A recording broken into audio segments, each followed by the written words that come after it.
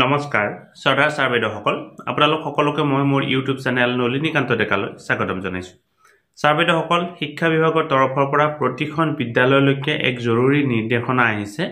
ভিডিঅ'টোৰ জৰিয়তে এই কথাখিনি ক'বৰ কাৰণে চেষ্টা কৰিম। ইতিমধ্যে যেহেতু আজি মাৰ্চ মাহৰ 5 তাৰিখ, আমি মাৰ্চ মাহৰ 15 তাৰিখৰ পৰা এপ্ৰিল মাহৰ 1 তাৰিখলৈকে বিশেষ এক কাৰ্যসূচী ৰূপায়ণ কৰিব লাগিব। তাক লৈ জৰুৰী নিৰ্দেশনা আহিছে আৰু বিদ্যালয়সমূহত এই কাৰ্যসূচীটো ৰূপায়ণ কৰাৰ কাৰণে 700 টকাকৈ ইতিমধ্যে একাউণ্টত ট্ৰান্সফাৰ কৰা হৈছে। গতিকে বিদ্যালয়সমূহে এই 700 টকাটো কেনেকুৱা ধৰণে ব্যৱহাৰ কৰিব লাগিব আৰু কি এক্টিভিটি কৰিব লাগিব আমি ডিটেইলছ জানিবৰ কাৰণে চেষ্টা কৰিম। শ্ৰদ্ধাৰ ছাৰ বাইদেউসকল ইতিমধ্যে আপোনালোকে সকলোৱে জানে মাৰ্চ মাহৰ 10 তাৰিখৰ পৰা যেহেতু একাডেমিক কেলেণ্ডাৰ মতে আমাৰ চতুৰ্থ মূল্যায়ন অনুষ্ঠিত হোৱাৰ কথা আছে বা অনুষ্ঠিত হোৱাৰ কথা নিৰ্দেশনা দিয়া হৈছে। তাৰ পৰৱৰ্তী পৰ্যায়ত আমি কি কৰিব লাগিব, ছাত্ৰ ছাত্ৰীসকলৰ ৰিজাল্ট ঘোষণা কৰা হ'ব আৰু ৰিজাল্ট ঘোষণা কৰা ঠিক আগমুহূৰ্তত প্ৰত্যেকবাৰে আমাৰ বিদ্যালয়সমূহত এটি পৰিৱেশ সৃষ্টি কৰাৰ কাৰণে অসম চৰকাৰৰ শিক্ষা বিভাগে চেষ্টা কৰি আহিছে আৰু ইয়াক বোলা হয় উৎসৱ বিদ্যাৰম্ভ। আৰু এই উৎসৱ বিদ্যাৰম্ভ এবাৰ নতুন প্ৰক্ৰিয়াৰে বা নতুন পদ্ধতিৰে উদযাপন কৰাৰ কাৰণে নিৰ্দেশনা আহিছে আৰু তাক লৈ বিশেষ চিঠি আহিছে আৰু ইয়াৰ গাইডলাইনো প্ৰকাশ পাইছে। আমি আপোনালোকক এই বিশেষ চিঠিখন দেখুৱাবৰ কাৰণে চেষ্টা কৰিম আৰু কেনেকুৱা ধৰণে আপোনালোকে ইয়াত অংশগ্ৰহণ কৰিব লাগিব সেই কথাখিনিও ক'বৰ কাৰণে চেষ্টা কৰিম। এইখন হৈছে office of the mission director সমগ্ৰ শিক্ষা অসমৰ তৰফৰ পৰা অহা এখন বিশেষ চিঠি। এইখন সঞ্জয় দত্ত এছিয়াছ এক্সিকিউটিভ ডাইৰেক্টৰ সমগ্ৰ শিক্ষা অসমে প্ৰত্যেকখন জিলাৰে ডিষ্ট্ৰিক্ট মিছন কোঅৰ্ডিনেটৰসকললৈকে পঠাইছে। ছাবজেক্টটো হৈছে ৰিগাৰ্ডিং উৎসৱ বিদ্যাৰম্ভ প্ৰগ্ৰেম 2024-2025। এতিয়া চাওক ইয়াৰে কথাখিনি আপোনালোকে কম বেছি পৰিমাণে ইতিমধ্যে যিহেতু জানে, তথাপিও এইবাৰৰ বিশেষত্ব কি আছে সেইখিনি আপোনালোকে জানি লওক।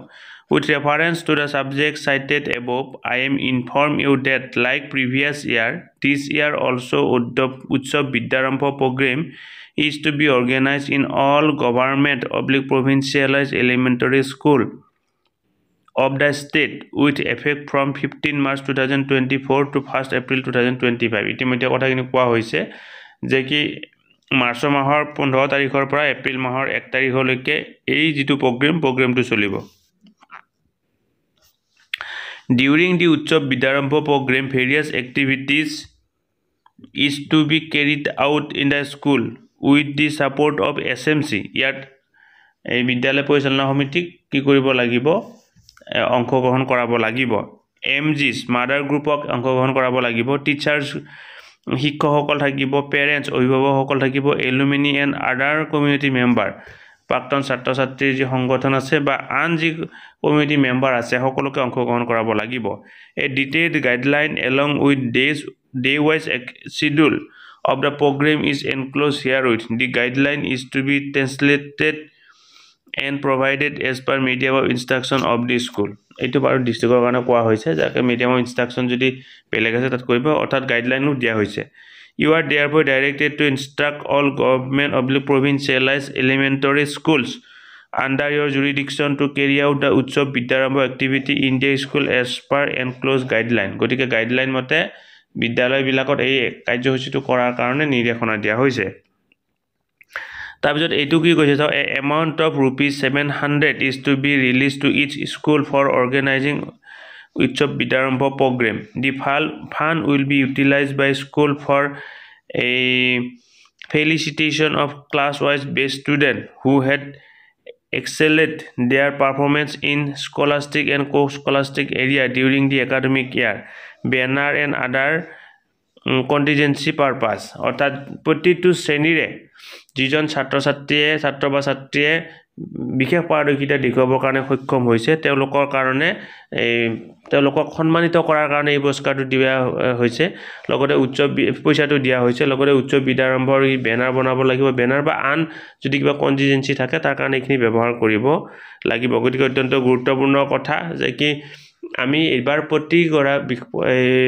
প্ৰতিগৰাকী ছাত্ৰ ছাত্ৰীক নহয়, প্ৰতিটো ক্লাছৰে শ্ৰেষ্ঠ ছাত্ৰজনক বা ছাত্ৰীজনক আমি কি কৰিব লাগিব, সম্বৰ্ধনা জনাব লাগিব। তাৰ কাৰণে 700 টকা এটা দিয়া হৈছে। তাৰ ভিতৰত আমি যেনেকুৱা ধৰণে পাৰো তেওঁলোকক কি কৰিব লাগিব সম্বৰ্ধনা জনাব লাগিব বা মানপত্ৰ এখনে হওক বা তেনেকুৱা ধৰণৰ এটা উদ্গনিমূলক তেওঁলোকক পুৰস্কাৰ দিব লাগিব গতিকে শ্ৰদ্ধা ছাৰ বাইদেউসকল ভিডিঅ'টো যিমান পাৰে আগলৈকে ফৰৱাৰ্ড কৰিব আৰু নলিনীকান্ত ডেকা নামৰ ইউটিউব চেনেলটো যদি আজি প্ৰথমবাৰৰ কাৰণে চাইছে অনুগ্ৰহ কৰি চেনেলটো সাবস্ক্ৰাইব কৰিবৰ কাৰণে নাপাহৰিব ধন্যবাদ শ্ৰদ্ধা ছাৰ বাইদেউসকল নলিনীকান্ত ডেকা নামৰ ইউটিউব চেনেলটো হৈছে এটি শিক্ষামূলক ইউটিউব চেনেল এই চেনেলটোৰ জৰিয়তে আমি শিক্ষক ছাত্ৰ-ছাত্ৰী অভিভাৱক আৰু বিদ্যালয়ৰ কাৰণে উপযোগী কিছু ভিডিঅ' প্ৰস্তুত কৰিবৰ কাৰণে চেষ্টা কৰোঁ আপুনি যদি আজি প্ৰথমবাৰৰ কাৰণে এই চেনেলটো চাইছে অনুগ্ৰহ কৰি চেনেলটো সাবস্ক্ৰাইব কৰিব আৰু অল নটিফিকেশ্যন প্ৰেছ কৰি থব